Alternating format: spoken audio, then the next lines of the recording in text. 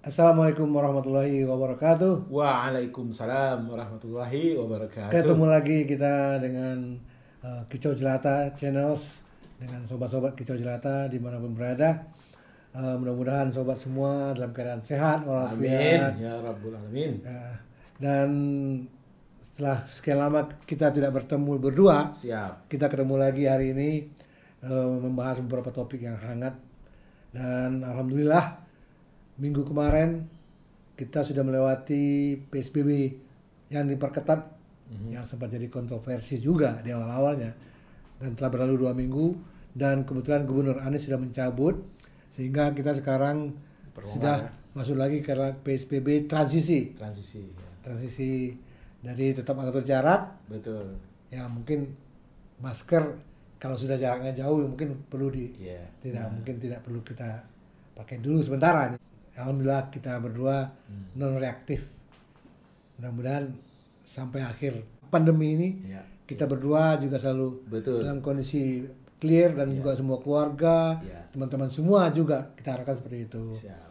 Jadi kembali lagi kita tetap waspada dan untuk memutus tali rantai penyebaran COVID-19 ini. Siap. Oke, apa kita bincang-bincang apa kita hari ini, Bang? Kayaknya nggak seru nih kalau nggak ngomongin Omnibus Law. Omnibus Law. Karena Omnibus ini udah bikin galau banyak orang gitu. Gimana menurut Bung Jela nih soal Omnibus ini? Jadi Omnibus Law ini sudah membuat masyarakat galau. Betul. Nah ini kita mau disclaimer dulu, Bang. Oke. Bahwa obrolan ini hanya obrolan orang biasa. Oke. Obrolan si jelata. Obrolan jelata. Sebagai warga negara. Sebagai warga bangsa. Warga bangsa yang merdeka. Yang merdeka. Untuk bersuara tanpa pretensi apa-apa. Murni hanya omongan orang biasa tanpa menuding seseorang ataupun satu lembaga atau apapun. Jadi kita hanya bicara realita yang ada. Betul, memotret fenomena yang muncul di tengah-tengah masyarakat. Betul. Jadi Omnibus Law ini muncul pada waktu pelantikan ya, kalau nggak salah Presiden Republik Indonesia Pak Joko Widodo bahwa dia akan membuat satu Omnibus Law, undang-undang yang sapu jagat. Betul. Karena begitu banyaknya peraturan perundang-undangan yang ada, membuat orang bingung. Betul. Beliau pengen membuat satu undang-undang yang dikodifikasi. Tadinya untuk cipta lapangan kerja sama untuk investasi kelihatannya kan. Tapi mungkin di tengah jalan kan dinamika selalu ada. Betul. Jadi dari awal pemerintahan Pak Jokowi di periode kedua ini sudah dicetuskan akan ada Omnibus Law. Betul. Nah, sekarang terjadi kegalauan di masyarakat. Betul. Karena banyak informasi yang tidak dipahami barangkali, atau juga banyak juga berita-berita yang simpang siur. Sementara tidak ada penegasan dari yang berkompeten gitu kan. Benar. Ya alhamdulillah tanggal 5 Oktober kemarin katanya sudah diketok palu oleh Dewan Perwakilan Rakyat Republik Indonesia. Sehingga sahlah itu undang-undang.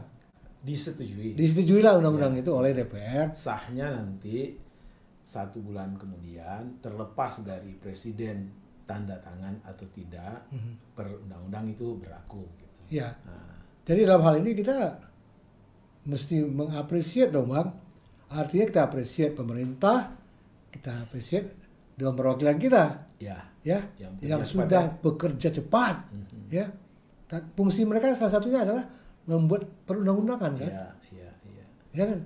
Begitu produktifnya mereka di masa pandemi ini. Mereka masih bekerja sampai tengah malam. Sampai malam-malam akhirnya mengesahkan undang-undang. Nah, ternyata terjadi kegalauan di masyarakat.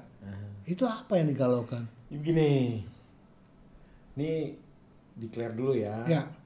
Ini tidak bicara substansi aturan yang ada di undang-undang tersebut. Satu ya, Bang Ijan harus jujur. Karena kita bukan ahlinya. Bang Ijan juga punya kapasitas. Dua, yang konsep atau draft yang realnya juga kita belum baca. Betul. Jadi Bang Ijan lebih bicara soal prosedur, ya. Soal prosedur kan sebenarnya kan kalau kita analogikan, undang-undang itu kita analogikan sebagai sebuah produk. Ya. Katakanlah makanan yang mau ditawarkan ke khalayak rame. Atau katakanlah dalam rumah tangga lah. Ya. Nah, ada orang mau bikin makanan mau ditawarkan untuk seluruh anggota keluarga. Ya. Nah, itu kan tujuannya baik, jelas baik. Jelas kan? baik. Tetapi kalau tidak diberitahu, sosialisasikan, ini kan katakanlah makanan baru nih, yang semua keluarga belum pernah nyoba, yang mau masak tuh bilang ini enak, tapi tidak dikasih tahu ya bahannya terdiri dari apa, cara masaknya bagaimana, bumbunya apa saja, tentu ada kegalauan ya. Ini makanan benar enak atau enggak nih? Benar-benar bisa sehat atau jangan-jangan racun gitu kan? Betul. Jadi problemnya di sini bukan pada makanannya, tetapi bagaimana memberi penjelasan kepada para pihak yang nanti akan memakan makanan tersebut. Ini analogi sederhana gitu kan. Nah, konteks dengan Omnibus Law ini mungkin Bung Jela masih ingat kita pernah bahas ya soal ada influencer, artis yang mengembalikan uang karena pada saat itu dia nggak sadar bahwa kerjaan yang diberikan ke dia ujungnya adalah untuk tagar Indonesia butuh kerja ini untuk Omnibus Law. Lalu dia mengembalikan gitu kan. Artinya apa? Itu kan sama dengan memberikan sosialisasi. Ya. Benar, tetapi pilihannya yang nggak benar gitu ya. Para teman-teman artis ini kan bukan orang yang dalam tanda petik punya kapasitas ya untuk mendeliver atau memberi pencerahan kepada masyarakat tentang apa itu konten isi dari Omnibus Law, kan? Kenapa pilihan misalnya enggak ke dunia pendidikan, ke universitas, ke kampus, ya. Di sana kan kita tahu ada fakultas hukum atau fakultas lain yang terkait, ya, misalnya menyangkut lingkungan hidup segala macam kan. Itu mungkin message-nya atau pesannya lebih sampai ke masyarakat gitu. Itu satu. Dua, cara masaknya. Jadi bahannya yang berubah-ubah ya. Kita tahu pada saat itu diketok, ya kan? Sekian halaman, besoknya sekian halaman, besoknya lagi sekian halaman. Yang kedua soal transparansi.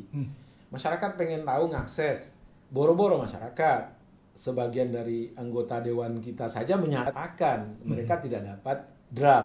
Jadi barangkali inilah yang membuat heboh itu. Jadi bukan kita nggak bisa substansi ya, kita bicara sinyal-sinyal yang membuat orang lah ini ada apa gitu. Gimana menurut Bung Jela? Oke, saya akan tanggapi dulu yang pertama mengenai sosialisasi. Ya.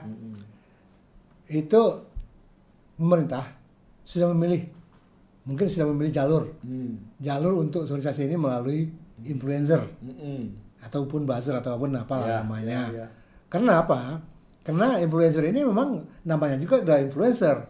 Artinya dia pasti akan bisa mempengaruhi dan bisa diterima. Tapi yang Bang Ica bilang tadi bahwa kenapa nggak pakai mahasiswa, nggak pakai perguruan tinggi segala macam, mungkin juga belum tentu sampai mesesnya.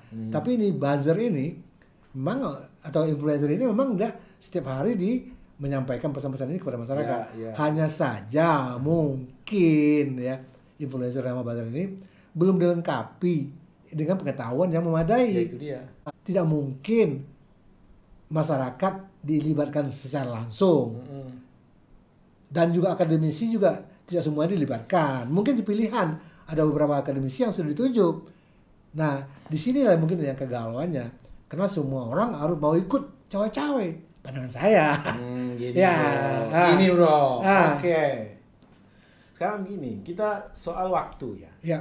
Ini kan diinisiasi pada saat pelantikan. Itu Oktober ya. Betul.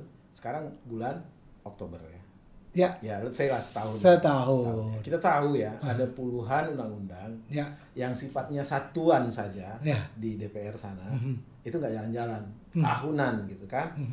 Ini ada 74 ya. Klaster. 17 klaster. 17 klaster. Undang-undang. Setahun jadi ya kan.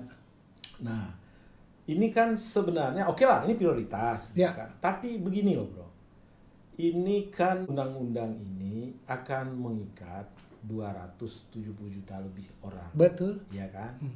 Kita harus berpikir ya bahwa implikasi dari sebuah perundang-undangan itu adalah langkah kita, ya kan, lingkungan kita, ya kan, relasi kita antar anak bangsa sekarang. Betul. Gitu kan?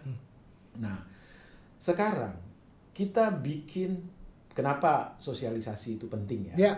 Kita bikin perikatan yang simpel saja. Bung Jela sama Bang Kica katakanlah bikin perikatan kerjasama apa gitu ya. Lalu kita setujui klausul-klausul atau pasal-pasal dalam perikatan.